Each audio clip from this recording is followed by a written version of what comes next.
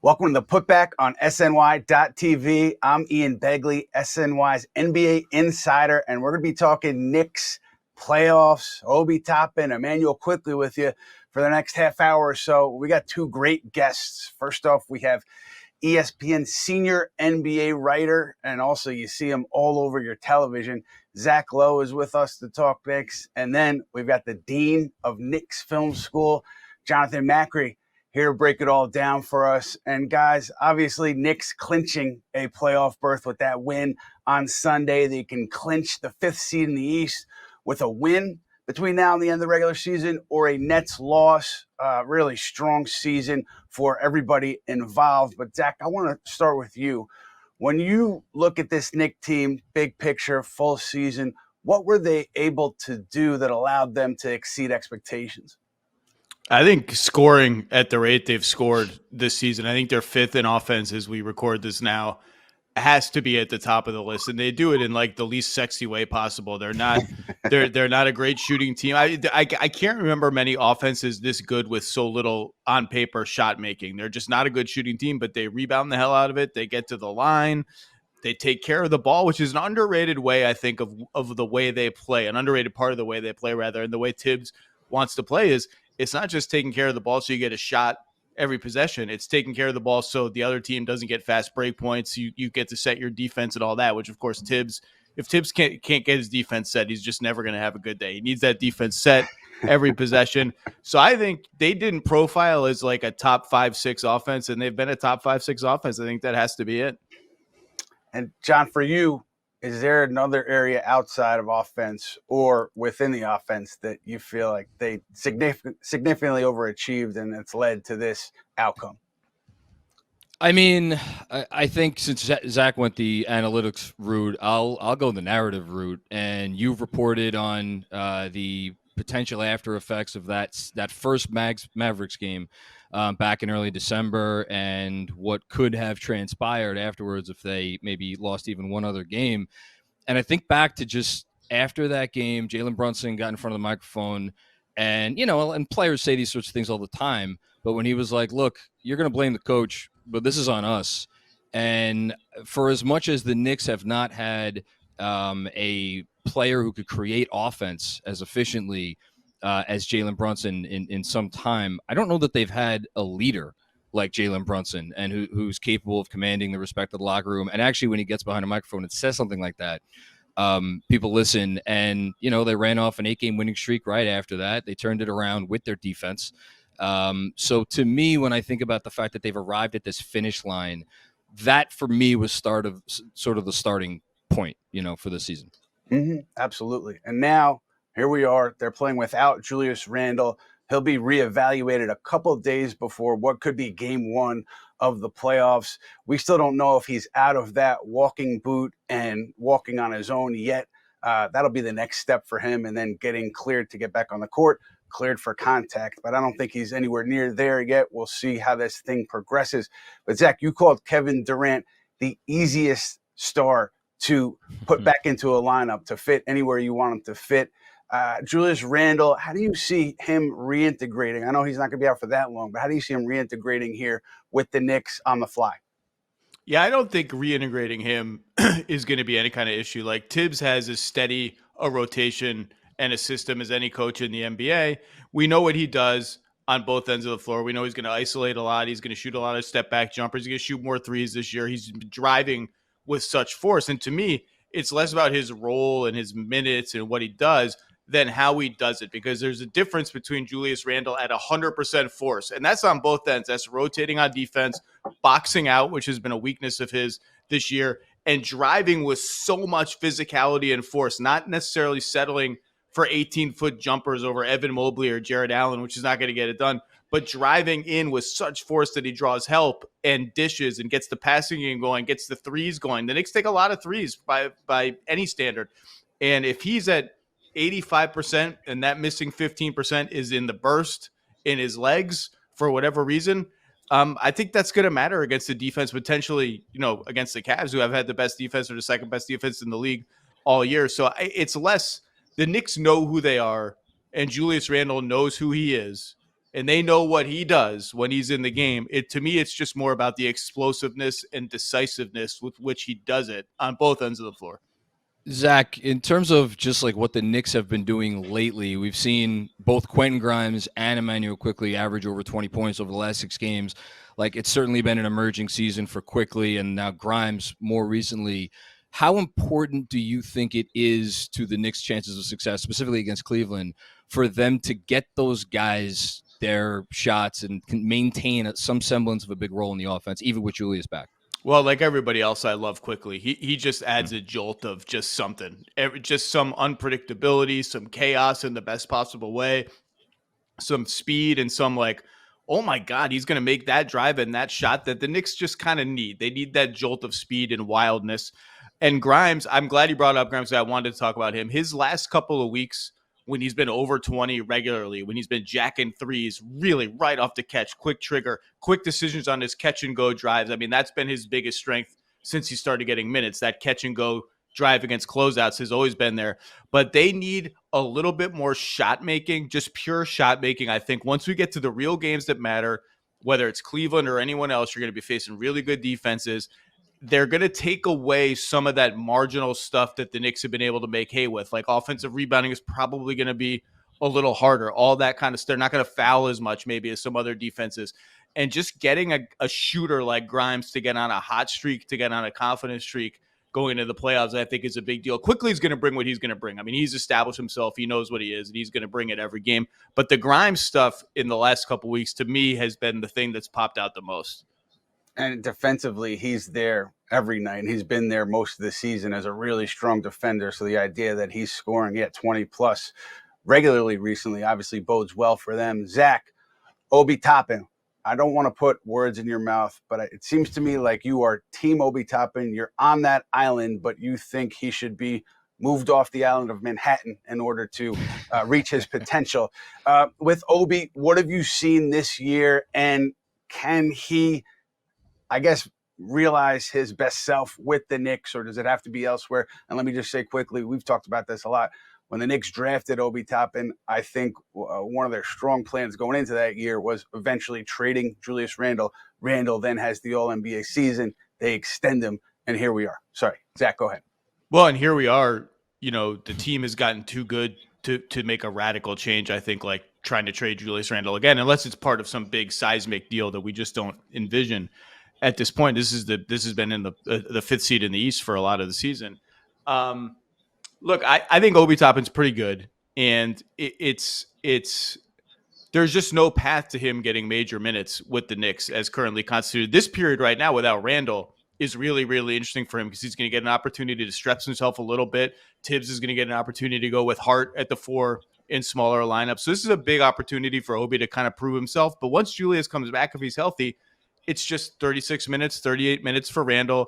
Tibbs is not going to go super small with the Randle Toppin combination, and you can't blame him. It hasn't worked well enough, and the rest of the team is working really well. And so you just sort of know how these things go, right? Like, Obi's a high draft pick, talented young player.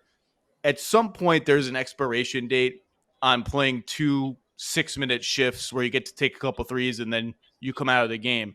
There's just an expiration date on that. And it doesn't have to be this summer because, as you guys know, the Knicks have like 75, 80 million tied to 3 guys. And then you get up to almost 100 when you add in Mitch. But they're not in like tax danger that if they can get Quickley and Toppin back on like decent value contracts, you can always just re-sign them. Obi's good. He's a solid player and like deal with it down the line later. But you just don't tend to find players with his potential just endlessly playing 12 minutes in the same spot over and over. And something else I've wondered about, you know, as Toppin season has gone along is, and really as this regime has been running things for 3 years now, is they don't tend to sell low, with the Cam Reddish situation, you know, being maybe the obvious exception because that thing just went haywire. But even that, they got, you know, Josh Hart was part of what came back for Cam. I just wonder what would need to happen this summer, what would need to be offered to them for them to move off of Toppin with, as you just said, Zach, 1 year remaining on his rookie deal, because with the understanding that it is just those 2 6-minute stints, like he's been more or less pretty good in those stints. He does what he does. He tries to get out and run, all those sorts of things. And I wonder, just for as long as Julius is out now, how much do the next few weeks influence what they do or don't do where Toppin is concerned? I don't. I mean, at the deadline, we know they talked to a few teams. Few teams called them, and Indiana was one of them. But I think the Knicks were seeking, significant draft compensation for Toppin. I don't think they come off that. But Zach, for you, in a deal where Toppin goes out and nobody else, where do you see his value around the league? Yeah, I think it's like, mid to late first round pick kind of value. I think you'd have to be kind of happy with that. Because every player that's picked in the top 10, no matter how their career goes for years 1, 2, and 3, there are always fans lurking around the league. There are always 3 or 4 other teams who are like, I always liked that guy in the draft. If I could just get him in our situation, he could be productive here. And I believe in the jump shot. I know it's what is he at 33% from 3 right now, something like that. I believe in the jumper. He doesn't get the luxury now of like playing through slumps and getting in a rhythm. Like I think he's going to be a good 3-point shooter in the NBA. Jonathan, you mentioned just the running the floor, his passing, his dribble handoff game. Like I believe that there's a good rotation player, a good at least heavy minutes backup big here, not a low minutes backup like he is now.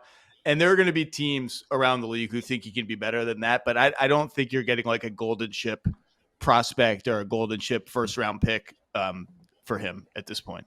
I could be wrong though. I'm wrong all the time. Everyone's wrong. Let's go to the playoff matchup with you guys, if you will. Now, it looks like it's going to be Cleveland, as we all know. How do they defend Donovan Mitchell? What's their best approach to defending Donovan Mitchell? John, what do you see? I mean, I'll quote the man himself, Tom Thibodeau. You got to defend great players with your whole team. I find it interesting at this point because they, like as you said, Quentin Grimes is like the main guy. I mean, there was a graphic going around on Twitter recently which shows that he's basically getting more tough assignments night to night consistently than anybody else in the league. But he's also a second-year player, and he occasionally will bite on a fake and he'll have an off night defensively. I think with Josh Hart, and you really saw it in the game they just won in Cleveland, he brings a physicality to obviously the entire game, but even individual matchups. Is he a great on-ball defender? No, I don't think he's great, but like there was a couple of possessions in a row in the second half of that game where Donovan Mitchell couldn't even get a clean catch because Josh Hart was just being Josh Hart and doing Josh Hart things. So I think as far as, when you get late in the games and second halves, I have to imagine he's going to trust Hart with the primary assignment. But then again, you have to make sure everybody's keyed in on him because he's just so good. Yeah, I'm interested in also the Mitchell Robinson, Jared Allen, and how that plays itself out. Zach, what do you see from that matchup with the fives? And also, I guess Mobley, we think Randle. How do you see the fives and kind of the front line matching up in this hypothetical series? Well, first of all, does this whole discussion count as disrespect to the Brooklyn Nets? Are we disrespecting the Brooklyn Nets on the putback with Ian Begley at this point? That's a good point. Well, the reason that I think it's fait accompli is a Knick win or a net loss clinches it, because even if they finish tied at the end of the year, the Knicks get the tiebreaker, and it's like the 5th tiebreaker, I think, record against East playoff opponents. No disrespect to Jacques Vaughn and that crew. I'm looking forward to watching them in the postseason, but I think it's going to happen. Cleveland. There's also only 87 Net fans in existence. I didn't know. Oh, there it is. There it is. Whoa, I will say, as I say to Richard Jefferson all the time, Ian, the phrase "no disrespect" is always followed by some form of disrespect. It's true. As for the Cavs, so you mentioned Donovan Mitchell and who's going to guard Donovan Mitchell and the challenges of that. I'm interested in this sort of, and we lived this a couple of years ago against Trae Young, and I don't really remember the specifics of sort of defending Trae Young in that series because the offense was so clearly the problem for New York in that series. But just sort of what happens if and when those two guards, and by the way, Darius Garland has had like the best unheralded season in the NBA. Like no one even when you hear people talk about like, oh, who are going to be the toughest outs on all NBA for guards, like people are not even saying his name he should be at least in that portion of the All-NBA discussion. But what's going to happen if and when those two guys get rolling against the drop coverage, when the floaters are falling, when some guys are getting hung up on screens and the threes start going? Do you just stick with it and do it better, as Tibbs would probably say? Is there any kind of adjustment that you make there when they're pulling their centers into the pick and roll? And maybe Cleveland will find other places to attack too. Will they go at Brunson at all, as some teams have? I don't think Garland and Mitchell are really kind of, you don't think of them as guys who would prey on undersized point guards because they're not big guards themselves. But I think that kind of chess match will be interesting. But what happens when the drop defense gets, because every team with great guards is going to have quarters where they just beat that defense because the guards are so good. What's the adjustment for that, if any? Now, that's probably the biggest question going into this series. And along those lines, we have a fan question from Scar who wanted to know, how could the Knicks not hide Jalen Brunson, but kind of help him and minimize the impact that is, I don't think he's a bad defender, but he's undersized. So how do you minimize that? John, put your Tom Thibodeau hat on. I know that you've got a lot of his phrases up in your room. I think you've got a Thibodeau fathead somewhere.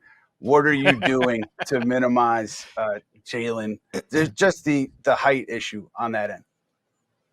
I mean, for me, when I think about Jalen Brunson, this may seem like a strange comparison. I think I think back to Derrick Rose 2 years ago after they got him, because Derrick Rose was not obviously a good defender either at that point in his career, but he knew what he needed to do. He knew where he needed to be. The effort was never a question with Rose, and they kind of made it work. Now, that being said, Zach, as you just pointed out, like, there was one of Trae Young, and the defense wasn't the problem in that series. There are two of these guys, and as I completely agree with you, Garland is awesome.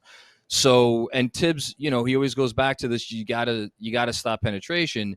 So, to me, a lot of this rests on actually a guy that I was going to ask you about, Zach, which is Isaiah Hartenstein, who has come in and maybe quietly over the last few months. I mean, the numbers say that he's been a much better defensive center than Mitchell Robinson. I think those are a bit extreme, but he kind of has a way of moving on the perimeter. And I if they're going to be heavy in this, as you say, this drop coverage, there's a part of me that wonders if going a little bit more Hartenstein down the stretch might be part of the answer to minimize the Jalen Brunson issue. You lose the rim protection that Mitch brings to some degree, right?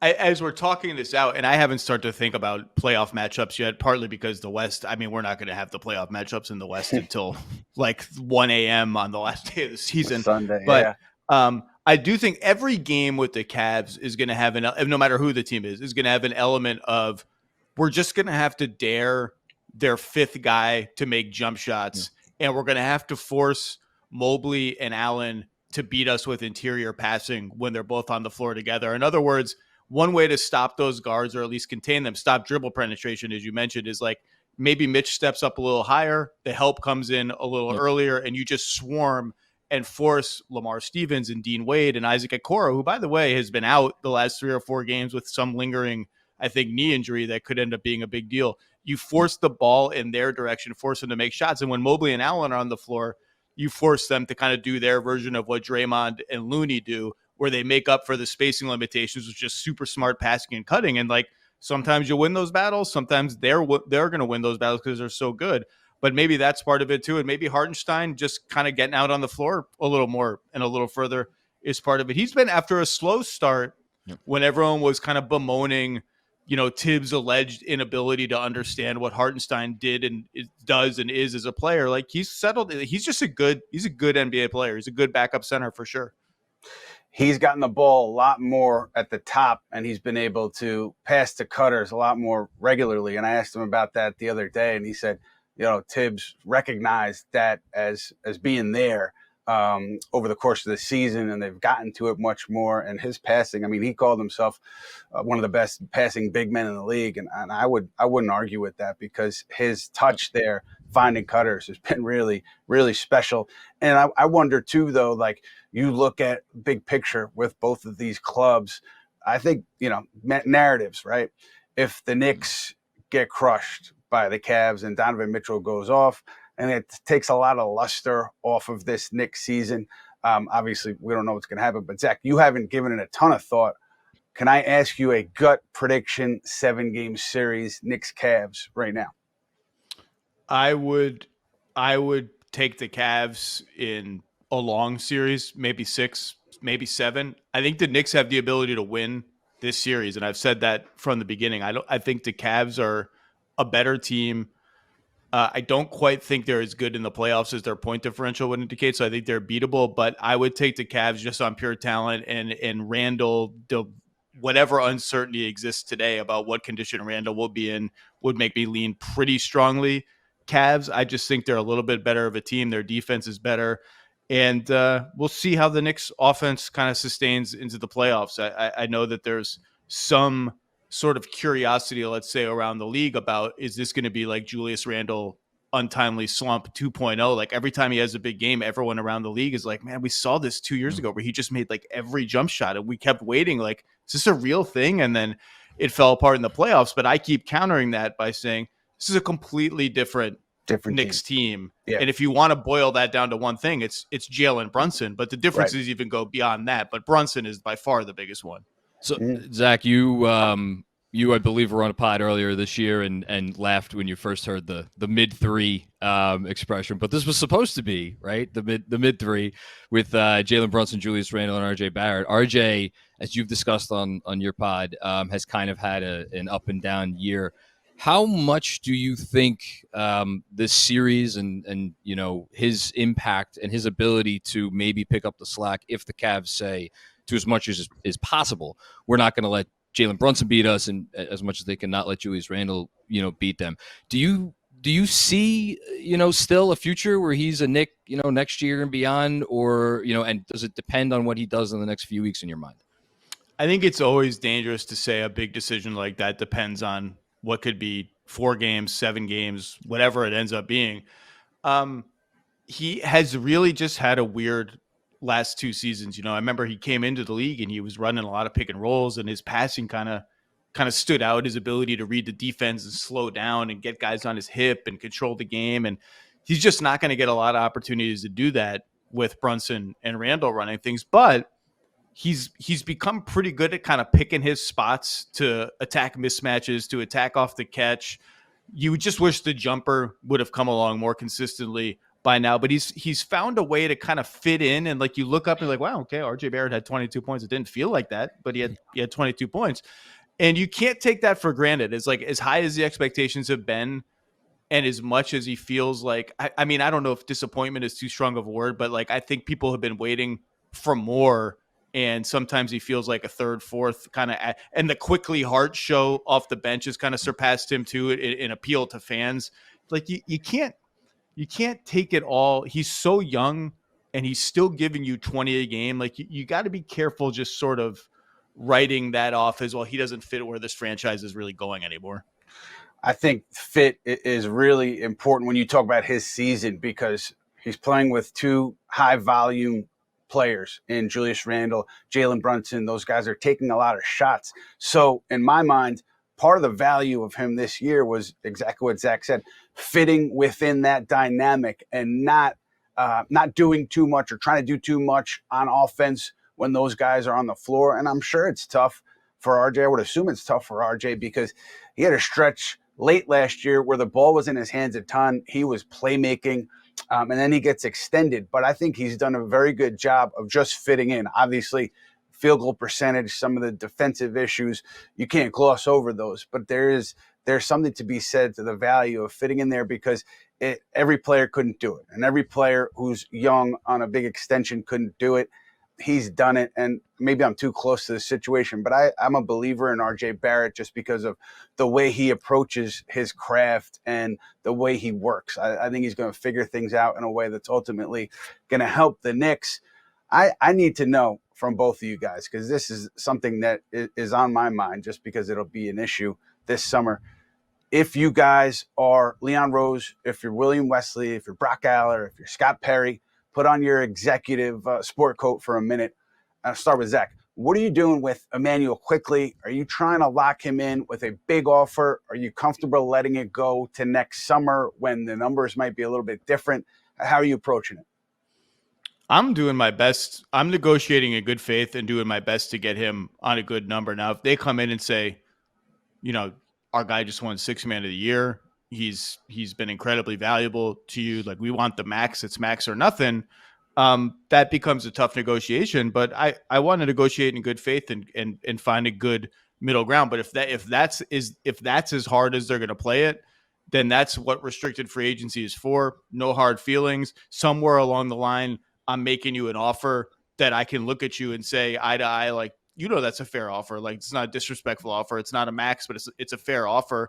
It reflects that you're young and improving, and we can walk away in good faith and in good spirits and see what restricted free agency brings. But I'm not going to nickel and dime him. I'm not just going to roll over and sign the first thing that's they're throwing at me. I mean, that's how negotiating works. But I am trying hard to find a number because I don't know, I don't know how you guys feel. I know fans love Quickley. Like, I think he just feels like he's such a big part of their identity now, just their spirit and how they play, that the game is different the second he steps on the floor. It just feels different. It sounds different. And you can't take that for granted either. Like is he part of the core? I think he's got to be part of the core now. I know he's a quote unquote point guard and I already have a franchise point guard, but he's enough of a creative situational player. Like I think if he's not part of the core, he's pretty damn close. I mean, I guess he probably just is now. Zach, I mean, I know on my pod the past several weeks, it's kind of become like, does the number start with a 1 on his next contract? Now, I don't know. Do you think that that's insane? Does the annual salary start with a 1? No. Well, sure, you can take it that way in terms of like, is he getting more than 20? I was thinking more 4 years. Does that number start with a 1? I think you're in the right area. I think you're in the right area for a fair offer. Like, I think you got to come with, if you're going to make an offer that they're going to turn down and have it be a fair offer that they don't feel like they're disrespected turning down, it's got to be right around the number you just said. Yeah. So, I mean, to me, I'm completely. You can't come in 4 years, $60 million, anymore. Yeah, I think, it's interesting for as much as this summer was and probably still is going to be about, spoiler alert, can the Knicks get well, now I have to say another star, right? Because I think they might have a star or two in the roster already. That's the thing that I'm most keyed in on because I completely agree with you, Zach. I think he is a part of the core. The only way that I, as a fan of the team, would be comfortable with him going out is if it is part of a package that, and we know who the names are that you can't say no to if it's on the table. But other than that, I mean, I'm looking at a team where, Grimes is only going to be getting better. Quickley is only going to be getting better. You got a guy in Deuce McBride who has really made some subtle but important strides on offense. They've shown since he's been removed from the rotation when Hart has come in. That guy is just sitting there collecting dust as of right now. I think next year he could be ready to step in and be a part of the rotation. So, I mean, my thought process for a little while now is it feels like there is a consolidation, perhaps coming, or it would be in, that's the right thing they should be thinking. But of course, when you want to do that, the players that you want to keep are, as always, the players the other teams want. So how do you pull that off? It's so fascinating to me just how much has to fall right into place to have success in the NBA. And because I'm thinking about Quickley in particular, and earlier in the year, start of the year, teams were calling the Knicks about Immanuel Quickley, and Knicks weren't hanging up the phone. They were wanting to kind of see where teams were on him. And what I had heard was any conversation started at a first round pick, obviously coming back to the Knicks. And I don't think teams, not a team that I had heard of, at least at that point, was comfortable going there. And imagine if the Knicks had traded Quickley at that point, and then he had the season that he's having. They obviously didn't. No team got close to what they wanted. And now he's here. And now I agree with you. He is absolutely a part of the core. The only way he is not, in my mind, is if you're getting that big fish and the team's forcing you to include Quickley. But it's just remarkable just how things have to fall into place for you to be good in this league. Yeah, everything changes if a top 15 player becomes available, right? I mean, but I don't want to sound cheesy, and I'm usually not the guy who sounds cheesy, but MSG is a special place to watch a basketball game. And when you have a good player who connects with that fan base and just lights that place up, lights it up every single time he plays, I think that means something. I think it's a real thing for the Knicks. I think it should be. I think it means something. And like Josh Hart has kind of become the sort of newer version of that, but he doesn't have the kind of tenure and upside I don't think that Quickley has. I just think you guys have lived it with other players in the past. When you get a guy that the crowd gravitates to like that in that arena and just blows that place up as soon as he comes on the floor, like that's a special, special thing. Yeah, hard to replicate. And it's hard to replicate a panel like yourselves, gentlemen. Really appreciate you joining us, man. We're going to call it now, but we will be back Monday for after the regular season finale. We're looking ahead to the playoffs Monday. I believe we're at 1 p.m. Maybe that time's going to change, but be sure to join us then. For Zach Lowe, Jonathan Macri, thank you so much for your time, fellas. We appreciate it, and we will see you next week. Thanks for having me. Thank you, sir.